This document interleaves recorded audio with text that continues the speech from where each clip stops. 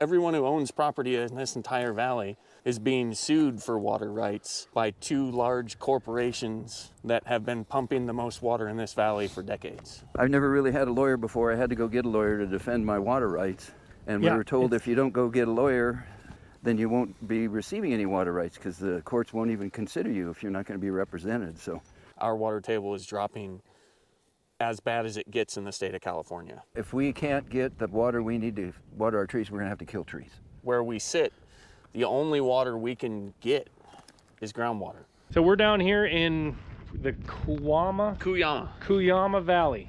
The reason I'm down here is because, you know, one of the things I actually believe in the near future, water is going to be the next Bitcoin or gold out west. I mean, and I think lots of big corporations and companies are understanding this, and therefore they're making a play to try to control as much water as they can in the west, because there's limited supply. So, I mean, we have a few rivers and, you know, the rivers and creeks and everything, and with a lot of the environmental groups that are having an effect on them, they're trying to get those to flow to the ocean as fast as they can. Right. So we can't utilize any of it. So it is going to be whoever owns the water and controls the water controls everything, right? And so in this area, in Cuyama Valley, you got an interesting situation going on, don't you? We do. It's actually even a little more desperate than what you just described in our geographic area, because where we sit, the only water we can get is groundwater. There's no river that comes through. There's no. So what he means by that is surface water is creeks, streams, rivers, that kind of thing. Groundwater means water that's under the ground. You have to pump it up in a well. Correct. Yes.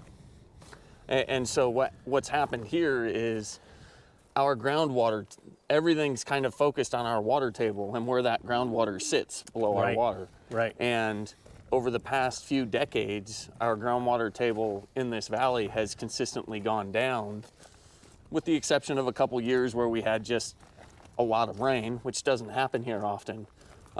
And so the largest pumpers in our valley have created this depletion of groundwater, which has really brought us to where we're at right now, which is a very desperate situation behind that same thing you just described as this water grab.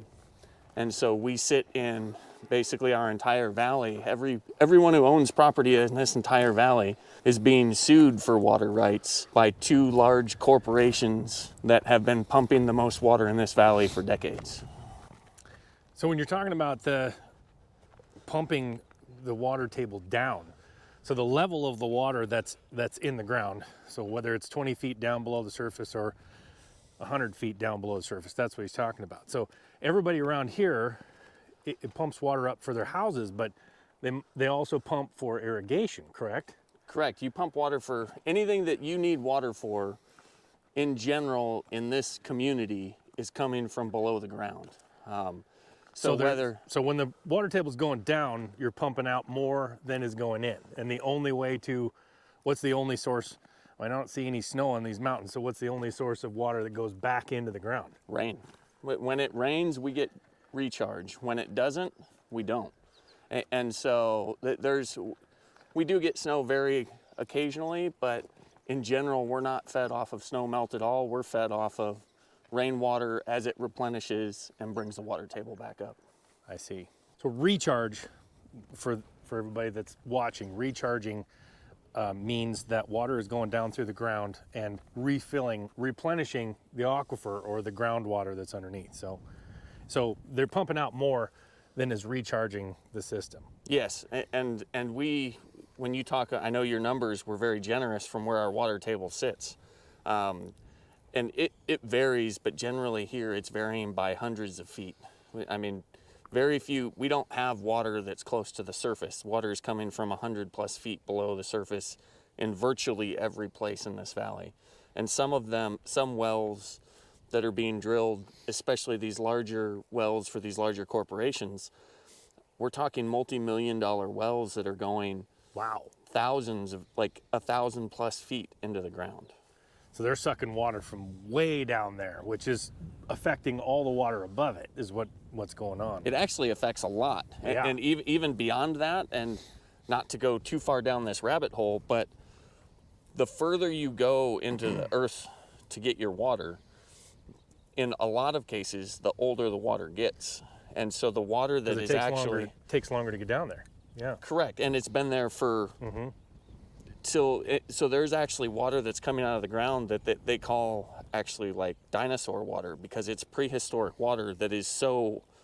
It's been there for so long. In any of our lifetimes, it will never recharge. And so we are... I see. And it also tends to have some concerns with arsenic levels because of what's Down where there. it's coming from, and it's from that settled state where those heavy metals will settle out. And I don't claim to be an expert in any of these things, just somebody who has unfortunately had to study a lot of it and try to catch up. That's kind of what our valley's been doing in this lawsuit. Is it's kind of put us all in a spot where we've had to pause a lot of things and just focus on how do we address this attack on our valley and us being able to maintain a community here. Well, that's the challenge. I mean, you have, what do you do here? I mean, you have just a few cows here, and My family, we have about 29 head of cattle total. What kind of cow is this? This is a Texas Longhorn. That's a longhorn. Yes. Just a young one. Just a young one. Okay. Yes. And I was going to say, the shape of those horns I am not familiar with, so yes. that's not even like a Corriente or anything. No. That is These different. we Okay. raised, when my family and I moved in here, our neighbors ran Texas Longhorns, and over the years as they got older and made the decision to move on, we didn't want to see us lose that tradition within our little neck of the woods here. I see. And so these are actually our bull prospects here. Okay. And then we actually have our yearlings and some mothers to be that are over here. One that just dropped a calf not too long ago. And then up top on the other places, the rest of the herd, we've got a total of 29. Longhorns are pretty much impervious to any diseases and stuff, aren't they? They're much hardier. They're Right. also a bit of a leaner beef, Right. which means that your ribeye might not be quite as moist, but it's going to be quite a bit healthier for you if that's something you're concerned about. We like that aspect of it. We're not shying away from the fact that it might not be as moist as what your regular beef cattle will be, but it's going to be a healthier meat at the same time, hypothetically. At this moment, we find ourselves in a very weird predicament. The people that are, lots of litigation happening, lots of lawyers and corporations looking at water as this huge control thing. And they're stepping in and trying to force away something that you own, which is water rights. Now, water rights, you might have to explain this to people. What is a water right? So water right, in essence, is the ability to use the water below your dirt. For here, below our dirt, or even on because top we of your pump dirt, on top of your dirt depending also. And it's tied to an amount, right? Correct. It's a quantified amount that you can use within. And before the most recent stuff that came through California with the GSA and the GSPs, and there's a lot of acronyms that we could go through there, but in essence, before all of that, there really wasn't a limitation on what you could use. And so areas like ours, which are in what the state has identified as a critical overdraft, have been mandated to have to set a plan to control their water use to return to what they refer to as sustainability. Now, So critical overdraft means they're using way more than you have. correct. Right. Like when we talked earlier about Yeah. how the water level's dropping, our water levels have dropped to a point where they identify us as one of the worst. There's multiple. There's a handful of areas within the state of California that have been identified in critical overdraft, and we are one of them. And so that means when we talked about earlier about how that water table is dropping, our water table is dropping as bad as it gets in the state of California, basically. And so basically the water right before wasn't a quantified amount, so everybody was just using as much as they wanted to, correct? And now they're putting Everybody forth a could plan. use as much as they wanted to. Right. A lot of us chose to use what we felt was responsible and didn't damage our water tables. Uh-huh. others, such as some of these corporations, and I'm not saying just them, but Right. in those situations, used as much as they wanted to, as much as they could get to. A very much a greed-centered decision as opposed to a responsible steward of the land. What can my land comfortably support? Well, we always wish that there was this.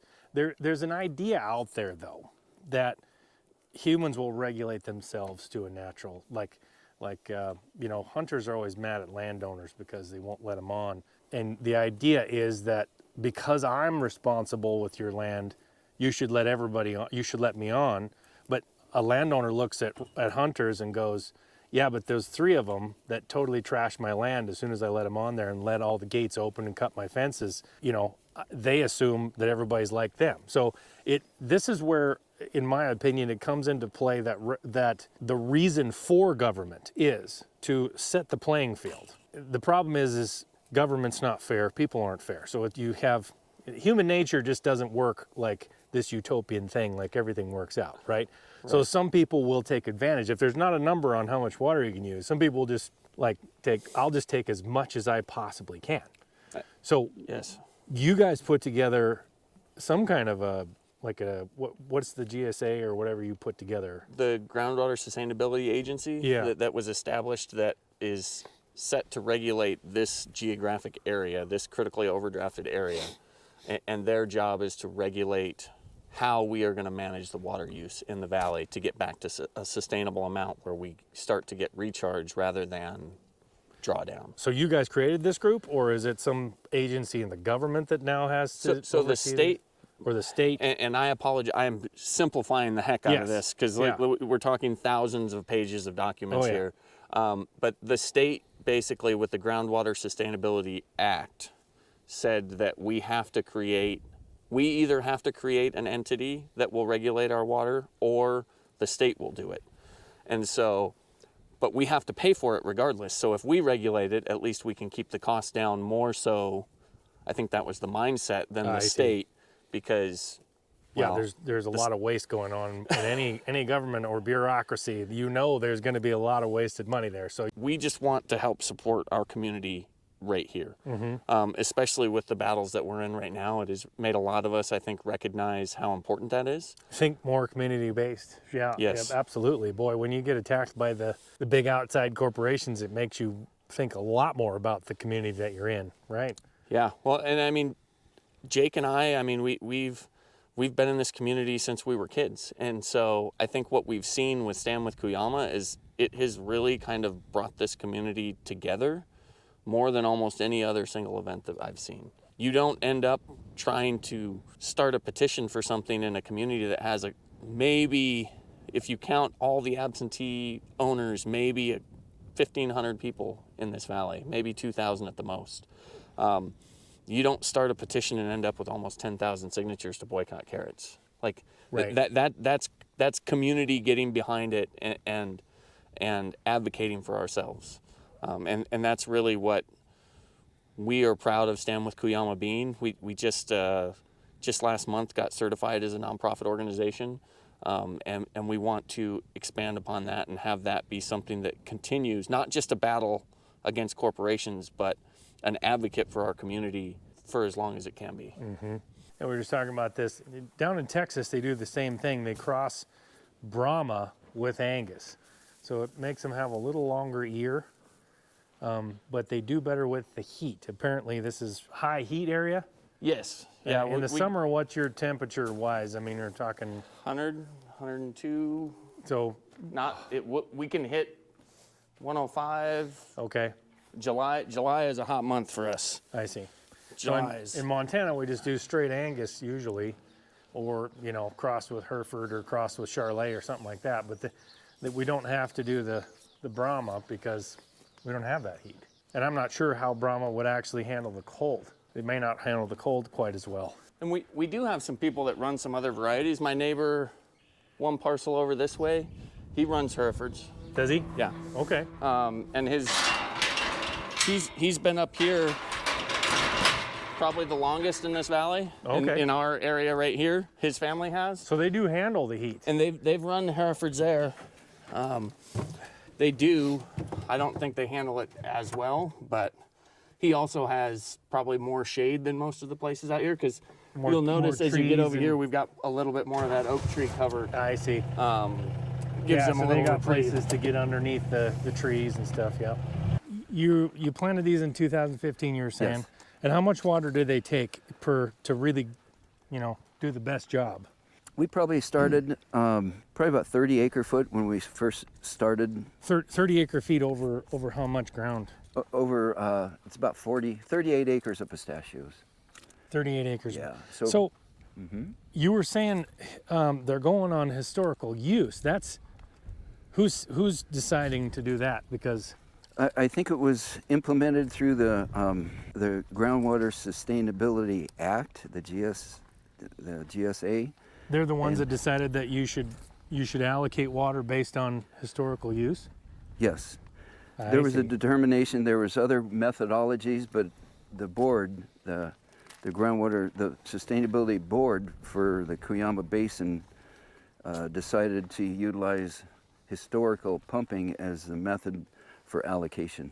Now, if you think about that's that, rough. If yeah. this was not used very much, but in between crops or whatever it was, then you're kind of screwed for getting water then. Absolutely.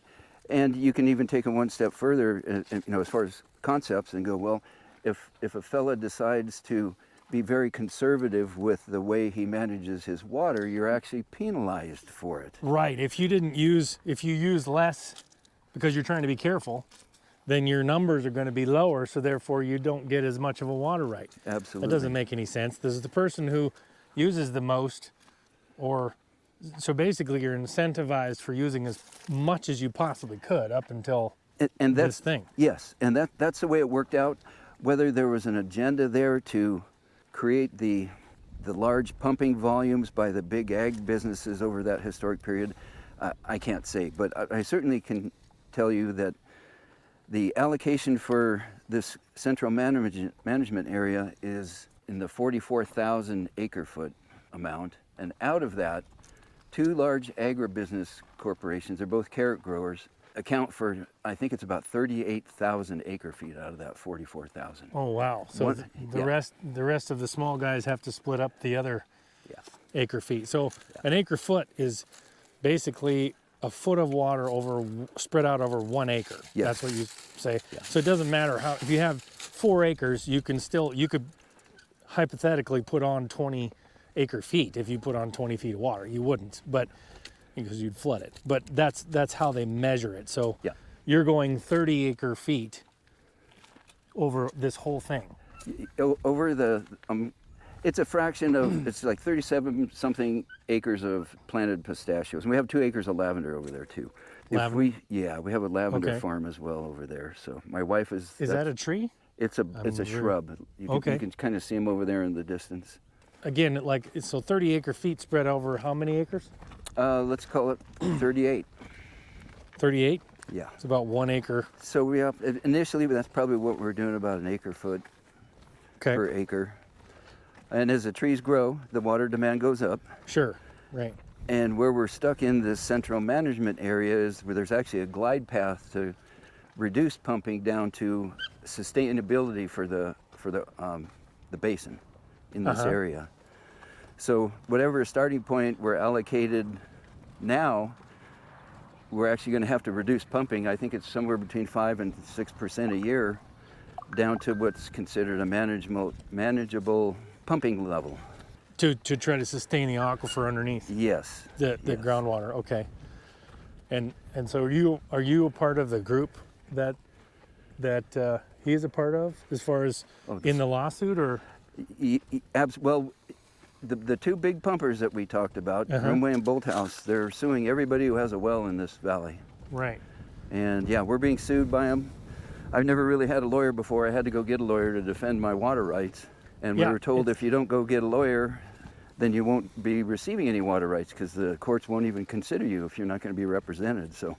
Well, exactly right. I mean, that's the thing, is that in adjudication, processes, it's one of those legal things that's a nightmare, because even though it's legal, it's not, I wouldn't consider it right. that somebody can claim your water right, even though you've had it forever. They can technically claim it, file in court. If they have enough money to keep you in court until you give up, they actually get your water right. And I think that's where we are. Yeah. We're a couple of years into this. I don't even remember now. Maybe it's year 3 already. And I think it's going to be like a 10-year long haul from what I'm told. So, and that's just another cost that, you know, for somebody who's still trying to turn a profit on their crops. Yeah. First we're fighting for our water, and then we're paying lawyers to help defend us. To what end, I don't even know. Yeah, exactly. I mean, what are you shooting to just try to keep your water right at this point? And you probably put a bunch of money in now in lawyer fees, I suspect. Absolutely. I think everybody has. You know, it's discouraging, but you can't just opt out. Well, because again, you'd lose the whole thing. Yeah. Yeah. Including whatever investment we have into the representation up to this point. So. Well, exactly. And then you wouldn't be able to grow anything on this property, right? Except for grass. So. Yeah. Tumbleweeds. Tumbleweeds. Yeah. If you whoever controls the water, can make whatever money comes from that land, and controls the land. Because if you control the water in this whole area, you don't have any competition. Right. Right. And if you control the water and you control the land, you control the food. You control the food. The food. That is like it's a little bit of a long-term play, but it's getting to be a shorter and shorter term play. Oh yeah. And so what you guys are doing here is now creating. So in Montana, what we have is, mainly surface water, but everything is regulated as to what amount you can have, and it's all tied to a certain water right. Yes. Right. But here, because it's all groundwater, you guys are kind of having to create that system of the water board, what we would call the water board, which is a board of people, like a group of people that sit down and basically make sure, polices the water that's in the right. The regulators. The regulators. Yeah. So the water board will hear cases of whatever, they'll make sure that this person gets their water right amount. If somebody has a dispute, or because, people are shot over water, even all the way back to the old days. So, absolutely. Because it's a big deal. If you have water, your crops grow. If you don't have water, your crops don't grow, at least in the West. Oh, 100%. And where that affects us directly is, we talked about the allocation process. We got a little reprieve this year. They granted us an extended allocation, bumping us up to 120 acre feet this year. Okay. But they were very clear that in 2026, Lewis family, you're going to revert back to your original allocation. Which would be? 16.78 acre feet. Oh, wow. Yeah, that's the allocation a for a year. massive difference. And actually, it's going to be less than that, because we talked about the glide path where we're going down to sustainability. So it's going to be somewhere between 5 and 6% less than that next year. So, yeah, that's not feasible. If we can't get the water we need to water our trees, we're going to have to kill trees. You're going to have to eliminate trees. Yeah, absolutely. Because you can't water all of them a little tiny bit. That doesn't work. No. We'll lose it all. Yeah. But they're talking about water markets. You kind of hinted in that regard earlier. That may be one course of action that will be open to us if the water board here in the valley creates a water market. They're going to have to regulate it. I think there's going to be like a water master or something. There's a term they use for it. We call them ditch riders. Well, there you go. And they're the one that a group of people hire, so that you don't all have everybody. The rancher is not the one turning the water on. There you go. He goes out and he says, hey, his water right is above yours, so I'm not going to turn it on, or I'm going to turn yours off, or whatever. That's the guy that does that. So I do have one other option through the groundwater sustainability plan for our basin that's in effect right now. I can overpump and pay penalties. The first 5% of your allocation is $250 an acre foot. And my allocation, if I was rolled back to the 16 whatever acre foot, 5% of that is a couple of drops. Right. And then after the 5%, it goes up to $500 an acre foot. So let's say I need 100 acre foot in addition to my original allocation, so which would put me at, say, 116.78 acre foot. that would cost me $50,000 for that water at 500 Wow. bucks an acre foot and 100 acre foot. You do the math.